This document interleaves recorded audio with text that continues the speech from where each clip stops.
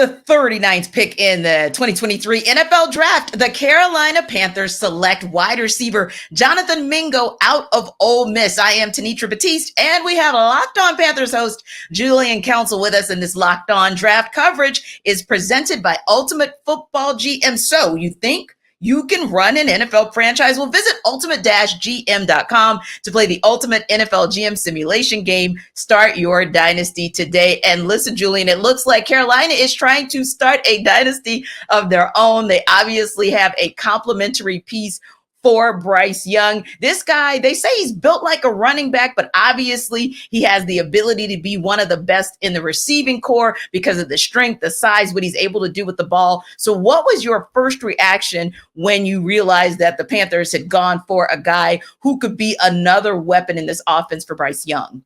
That they're dedicated in building the offensive weaponry around Bryce Young. If you look at it, since they traded up to number one, they had to get rid of DJ Moore to Chicago, who was their number one wide receiver. Looking at this wide receiver core, it's one of the worst in the NFL. I understand that Adam Thielen's been a good player in Minnesota throughout his career, and I think he can give the Panthers a good season or two, but he's going to be 33 years in August. He's 33 years old in August. And then DJ Chark, he's on his third team. He's on a 1 year, $5 million deal. That does not necessarily show you someone that this team is invested in past this upcoming season. Terrace Marshall, Shi Smith entering their third seasons. They have not shown nearly enough right now to believe that they can be long-term options for the Carolina Panthers. So they need to go out there and find someone that can help Bryce Young and can help elevate this offense moving forward. Adam Thielen is the only wide receiver currently on the roster that's signed through or past the 2024 season. So the Carolina Panthers need to go out there, bring in a wide receiver who can help out Bryce Young in the future, and that's what they believe they're getting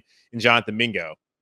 And I think that's a great point that you make, because you look at it from the overall perspective as well. I know, being someone who covers the NFC South, we kind of look here in Atlanta at the room holistically, wide receivers and tight ends, if you will. And you're right, Adam Thielen is kind of on that other side for him. And also you look at a guy in Hayden Hurst where he's had bursts here and there from the tight end room, of course. He's had bursts, but we've not quite seen him kind of put it all together. But you do have a guy in Miles Sanders who's able to complement what Bryce Young can do under center. So when you look at it holistically, how important do you think it is to have all of these weapons kind of put around Bryce Young, and for the Panthers, as you had mentioned before, to decide, hey, we want to go ahead and shore it up on the offensive side, especially when you look at some of the things that the Falcons and the other teams, the Saints and the Bucs, have done in the NFC South, and how competitive it's going to be and how important it will be to have weapons on offense?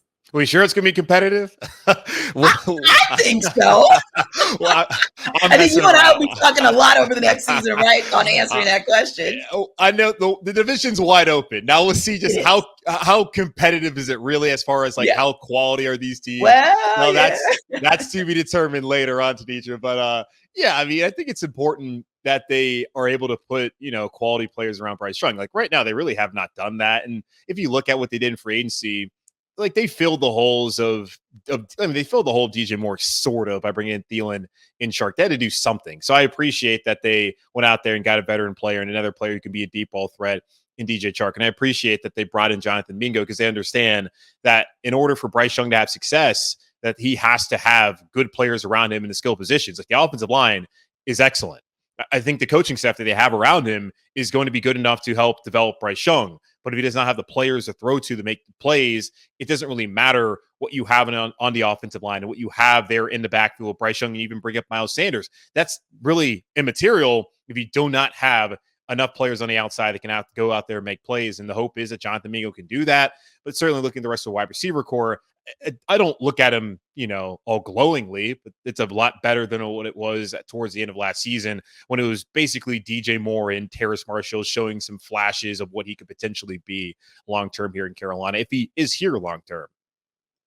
Now you go offense, first couple of rounds, but you got a lot more picks left out there. What do you think Frank Reich and company want to do in terms of the later rounds, possibly going to shore up some holes, if you will, on the defensive end? Yeah, I think a lot of people were hoping at 39 that they were going to take an edge rusher. BJ Ojulari, I saw went off the board a couple of picks later. That's someone that had been mocked to Carolina, and a lot of people felt like that made the most sense. Wide receiver, while it is a need long-term, just the fact that they brought in Thielen, they brought in Shark, they brought in Damiere Byrd, who was in Atlanta last season, started off his career here in Carolina. They had pretty much addressed the position, and they didn't need to go out there and get someone at 39, especially not knowing whether Mingo is going to come in and immediately play a big role. Thielen, Shark, those guys are going to start week one.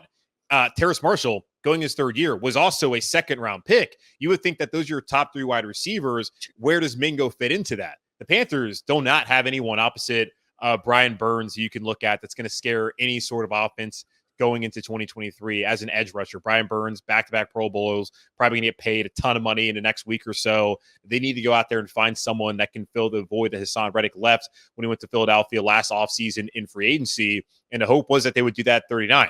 Maybe they do it at 93. Maybe they do it at 114, which is tomorrow. We'll see.